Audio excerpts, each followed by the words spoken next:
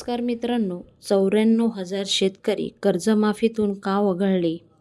महाराष्ट्रातील शेतकरी कर्जमाफी संदर्भात मोठी चर्चा सुरू आहे. राज्यातील सुमारे 94,000 शेतकऱ्यांची नावे कर्जमाफीच्या यादीतून वगळण्यात आल्याची माहिती समोर आलेली आहे. त्यामुळे अनेक शेतकरी चिंतेमध्ये आहे. नेमकं कोण वगळले गेले आहे आणि वगळण्याचं कारण काय आहे, हे सर्व आपण ह्या व्हिडिओच्या माध्यमाने समजून घेऊया. त्या अगोदर मराठी या चॅनलला सबस्क्राईब करून ठेवा आणि कमेंट बॉक्समध्ये काही प्रश्न असेल तर विचारू शकता. आता वगळण्याचे मुख्य कारण काय आहे, तर सर्वप्रथम आधार क्रमांक आणि बँक खात्याचे अनेक शेतकऱ्यांचं आधार कार्डवरील नाव आणि बँक खात्याचे जे नाव आहे ते जुळत नव्हते. नाव, जन्मतारीख किंवा इतर माहिती वेगळी असल्यामुळे ह्या पडताळणीमध्ये ते वगळण्यात आलेले आहे. दुसरं कारण हे आहे की एकपेक्षा जास्त कर्ज खाते शेतकऱ्यांच्या नावावर एकापेक्षा जास्त कर्ज खाते आढळून आलेले आहे.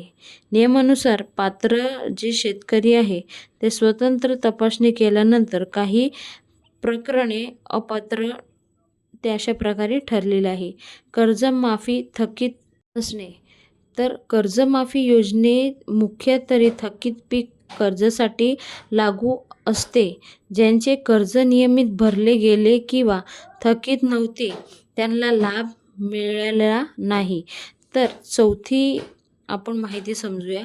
चुकीचे किंवा अपूर्ण कागदपत्रे, 7/12चा उतारा आहे, आधार कार्ड आहे, बँक पासबुक आहे, कर्ज खाते क्रमांक आहे किंवा इतर कागदपत्रे चुकीच्या माहिती दिलेली आहे किंवा अपूर्ण माहिती आढळून आल्यास ते अपात्र ठरलेले आहे. पात्रता निकष पूर्ण न झाल्याने ते शेतकरी अपात्र ठरलेले आहे. कित्येक असे शेतकरी पण आहे की जे शेती वगैरे करतात आणि इन्कम टॅक्स रिटर्न भरतात, तर तशा शेतकऱ्यांना सुद्धा त्यांची सुद्धा नावं कमी करण्यात आलेली आहे. आणि 7वा मुद्दा हा आहे की शासनाचे कर्जमाफीसाठी राबवलेली प्रक्रिया 2019 ते 2025 या काळामध्ये इन्कम टॅक्स भरण्यास सुमारे 94,000 शेतकरी ह्या योजनेमधून वगळण्यात आलेले आहे.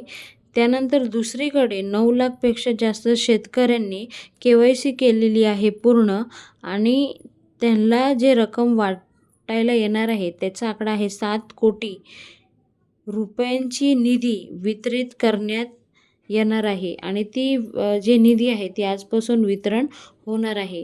तर अशा प्रकारे जे शेतकरी वगळण्यात आलेले आहे, तर हे असू शकतं त्यांचं कारण वगळण्याचं.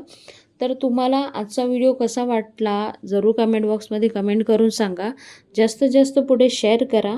अशीच नवीन नवीन माहिती तुमच्यापर्यंत आम्ही पोचवायचा प्रयत्न करतोय. त्यासाठी मराठी या चॅनलला सबस्क्राईब करून ठेवा.